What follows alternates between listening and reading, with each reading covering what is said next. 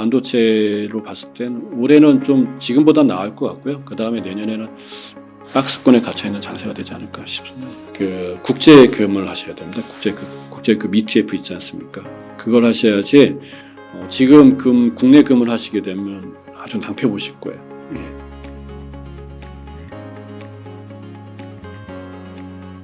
(2차전지가) 아니라고 하면 여윳돈이 있습니다. 어느 쪽 섹터를 지금 눈에 좀 들어오세요? 지금 저도 증권사에서도 계속 얘기하는 것 중에 하나가 반도체거든요. 예, 저도 이제 반도체 쪽을 많이 보고 있습니다. 그러니까 자금 흐름이 반도체 쪽으로 지금 좀 넘어오는 것 같아요. 저번에 삼성전자가 감산 발표하면서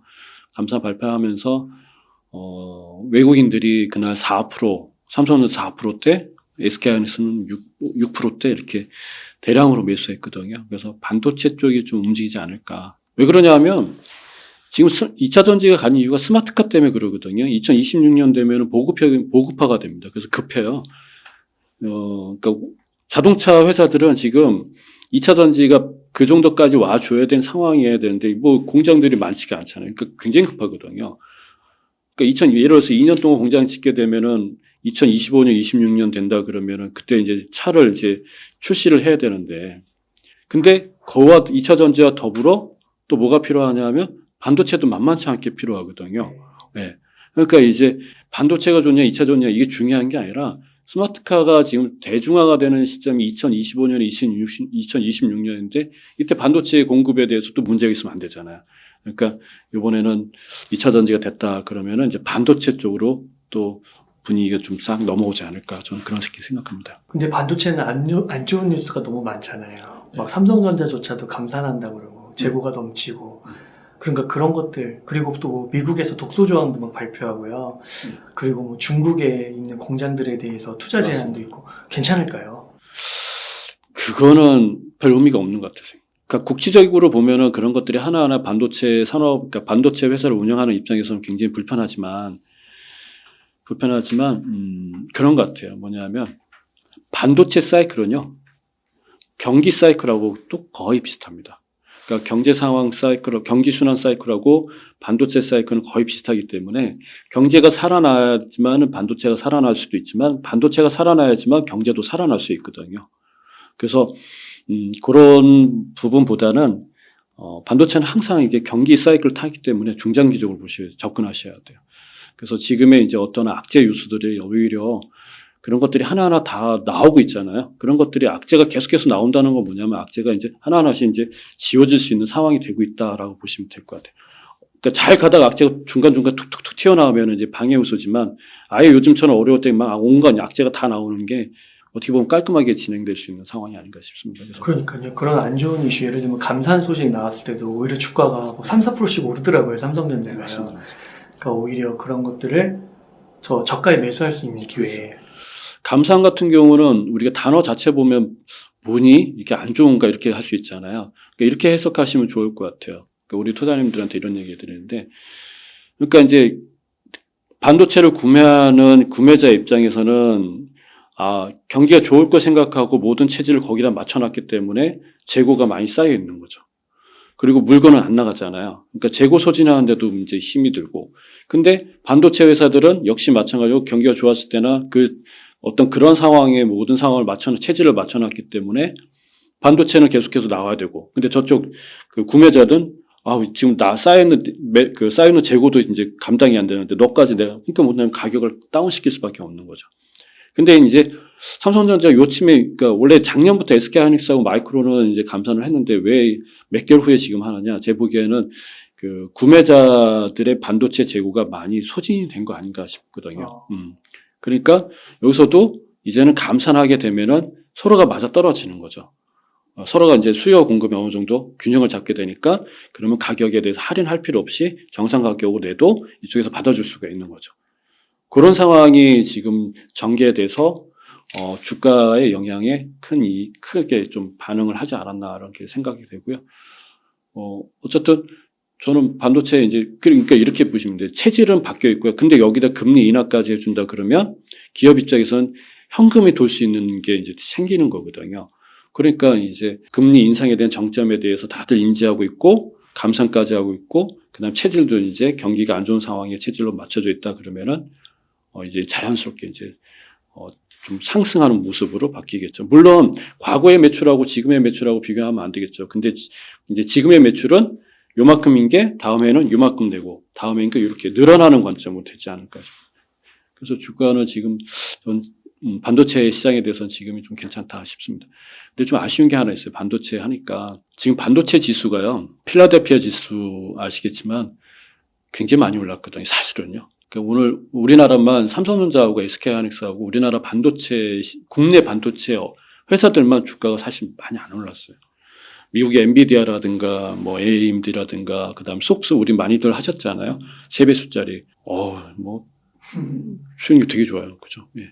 우리나라만 조금 삼성전자, SK하이닉스가 너무 안 올라가지고 좀 아쉬운데 어쨌든 어떻게 보면 이제 반도체 그 감산을 통해서 우리나라 삼성전자나 SK하이닉스가 또 올라갈 수 있는 상황이 되지 않을까 그런 생각이 듭니다. 예. 아까 그 경기하고 반도체하고 같이 이렇게 간다고 했었잖아요. 그러면 좀 연말로 갈수록 경기는 좀 회복될 거라고 보세요? 예, 저는 회복이 된다고 보고요.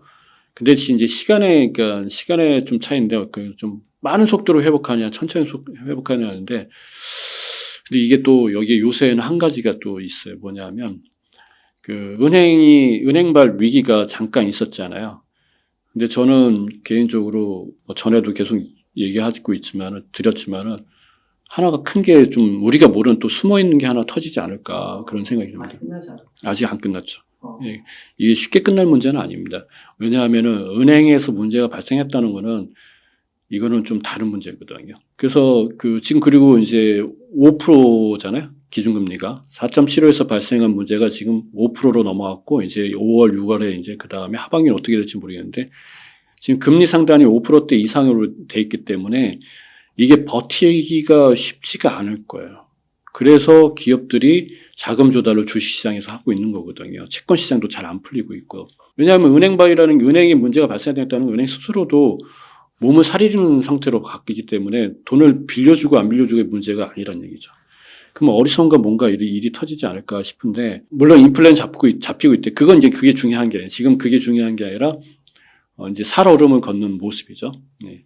근데 이 살얼음이 오히려 위기가 기회가 된다고 해서 연준이 금리를 내릴 수 있는 아주 좋은 계기를 만들어주는 거죠. 그렇게 되면은 시중에 있는 돈들이 지금 은행에 잠재워져 있거나 은행에 있거나 아니면 현금으로 어딘가 있겠죠. 있는데 이게 시중으로 돈이 이제 다시 나올 거게 됩니다.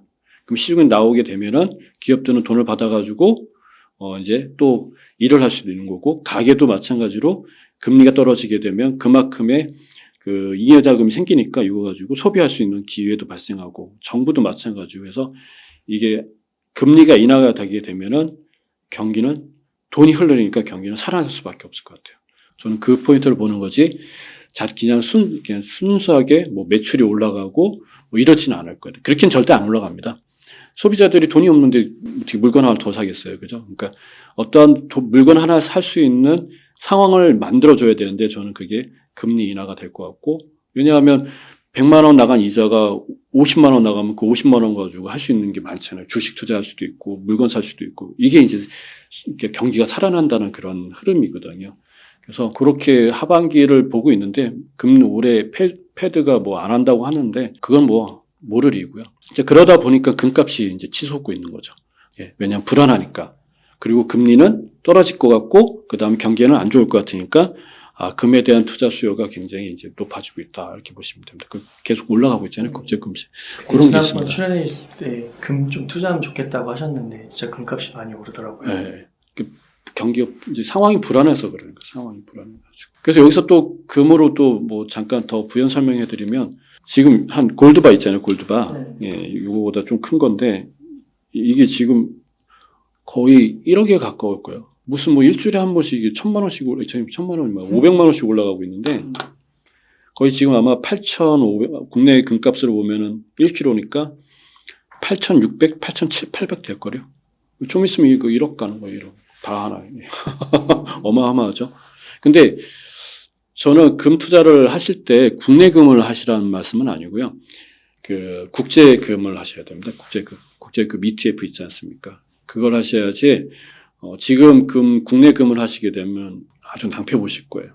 예. 왜냐하면 금값이라는 게 이게 몇 년 동안 이렇게 상승하는 게 아니고요. 지금 경기가 안 좋으니까 불안하니까 금에 대한 수요가 있는 거고 그게 이제 금리가 인하하게 되면 다시 성장주로 기업으로 돈이 가기 때문에 돈은 또 글로 갈 수밖에 없기 때문에 저는 개인적으로 국내 금보다는 국제 금을 하시는 게 좋고 그다음에 이거 장기 보유가 아니라 단기 투자로 접근하시면은 금 투자로 좀 유효하지 않을까 싶습니다. 그러면은 삼성전자랑 삼성전자를 대표적으로 반도체 주식들이 연말에서 가서 좀 경기가 회복되고 그러면 주가도 그때쯤이면 지금보다 좀 높은 수준에 있을 거라고 보세요? 네.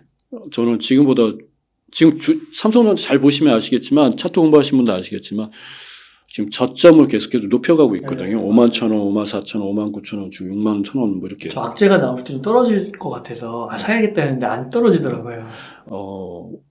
이거 저점을 높이고 있는 게 중요합니다. 그래서 저점을 낮추는 거하고 저점을 높여가는 차트가 있지 않습니까? 근데 지금 삼성전자는 저점을 높여가는 차트다. 이렇게 보시면 될 것 같아요. 그래서 지금보다 내년 후반에, 올 하반기죠. 올 하반기 아마 더 좋을 것 같아요. 예. 내년까지 보면 어떨까요? 근데 여기 하나 있어요. 삼성전자, 우리나라 주식의 그 단점인데요.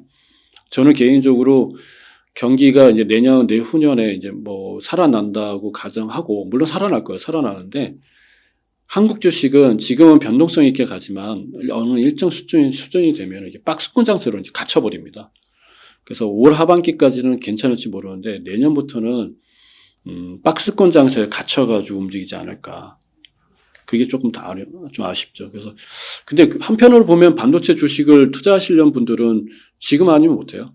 지금하고 이제 박스권 장세 아니면은 할 수가 없죠. 왜냐하면 계속 우상향한다고 그러면은 오늘이라도 당장 사야 되지 않습니까? 그죠? 그러니까 반도체로 봤을 때는 올해는 좀 지금보다 나을 것 같고요. 그 다음에 내년에는 박스권에 갇혀있는 장세가 되지 않을까 싶습니다. 그러다가 이제 2025, 26년 가면 차량, 전기차 보급률도 높아지고 반도체 많이 들어가면 이제 그때부터는 조금 더 올라갈 수가 있겠네요. 박스권을 뚫고.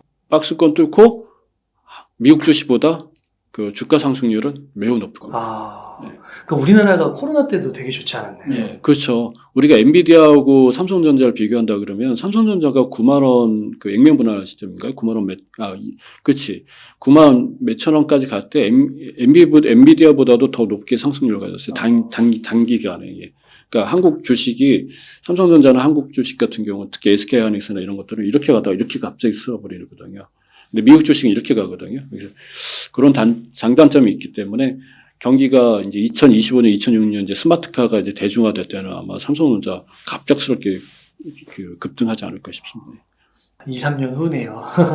그래서 그 전에 적절하게 모아가면 포트 뭐 100% 사라는 게 아니라 그렇죠. 적절하게 어느 정도 가져가면 괜찮겠네요. 그 삼성전자가 막 300조를 들여가지고 세계 최대 반도체 단지 짓는다고 하잖아요. 네. 지금과 같은 불황의 시기에 이런 투자는 좀 어떻게 보세요? 원래 불황일 때 공장을 지어야 되는 게 맞겠죠. 미래를 이제 이 산업 미래를 준비하기 위해서 하는 거기 때문에요. 예. 사실 이것도 돈이 있어야지 하지, 이거 돈 없으면 못 하지 않습니까? 이게 삼성전자가 돈이 있으니까 이게 가능한 건데. 저는 이거 맞다고 생각합니다. 늘 그랬던 거고요. 모든 기업들이 그래 왔고요. 그다음에 이제 문제는 뭐냐면 삼성전자가 이제 좀 아쉬운 건 뭐냐면은 이게 늘 돈이 많이 들어가는 그 업이거든요. 반도체가. 그러다 보니까 항상 이런 문제가 생기는데 근데 뭐 제조 산업이 자체가 그렇습니다. 제조 산업은 경기 어려울 때 과감하게 투자하지 않으면은 경기가 성장할 때 그때 투자해보면 이제 도태되잖아요. 그러니까 특히 이제 리딩 기업들 같은 경우는 지금을 기회로 보지 경기가 성장하고 나서 기회로 보지 않습니다. 예, 완전히 테슬라가 그러고 있잖아요. 테슬라가 오히려 가격을 막 내리고 있잖아요. 남들 지금 공장을 짓고 물건 내놓냐만 할 때 얘네는 벌써 가격을 다운시켜가지고 독과점으로 가려고 하잖아요. 그거 똑같은 전략이라고 보시면 돼요. 예. 걔네도 기본적으로는 제조업이니까. 그렇죠. 그렇군요. 왜냐하면 지금 공장을 지어서 몇 년 후에 이제 스마트카에 이제 공급을 할 거 아니에요. 차량에. 그때가 이제 경기가 좋아지는 거하고 똑같은 거니까. 예, 제조 사이클은요, 경기 사이클하고 비슷하게 움직이는데, 제조 사이클이 조금 선행된다는 얘기가 있습니다. 그래서 이게 맞는 거겠죠. 예. 그래서 2, 3년 전에 이렇게 투자를 미리미리 해야 되는 거군요. 그때 가서 하면 또 2, 3년 후가 또 늦어지는 거예요. 그렇죠. 그러면 이제 그러니까 리딩 기업이 후발 기업으로 바뀌어버릴 수가 있는 거죠. 그러니까 대표적으로 일본이 그러지 않습니까? 일본이 너무 그 고도의 기술적인 것만 하다가 시장이 원하는 거를 못 해주고 자기 고집을 하다가 결국은 도태되는 거예요. 삼성한테 도태됐던 게 바로 그런 사례죠. 예. 또 혹자는 그런 얘기도 하더라고요. 한 2, 3년 후에 지금 이제 막 세계 패권 전쟁이라고 해서 이제 중국하고 미국하고 분리되고 막 공장도 우리나라도 이렇게 짓는데 막 미국에도 짓고 중국도 짓고 막 이러니까 반도체 과잉이 되지 않을까. 3년 후에. 그거는 지나친 우려일까요? 예, 저는 그거 지나친 우려라고 봅니다. 늘 항상 그런 것 같아요. 반도체 진짜 많이 필요합니다. 진짜로. 예. 스마트카가 예전에 손정희 회장이 이제 반도체를 인수했을 때, 극찬했을 때 뭐라고 했냐면, 스마트카 안에 들어가는 반도체를 900개 정도로 봤거든요. 근데 업계에서는 2,500개 이상을 보고 있어요. 어마어마하거든요. 근데 사실은 우리가 스마트폰만 있는 게 아니라 우리 일상이 이제 완전히 이제 바뀌잖아요. 전기차부터 바뀌고, 그죠? 그래서, 제 생각에는 그거는 좀 우려고요. 그거는 이제 항상 상황이 어려울 때 나오는 얘기고, 경기가 좋아지면 다 잘 될 겁니다.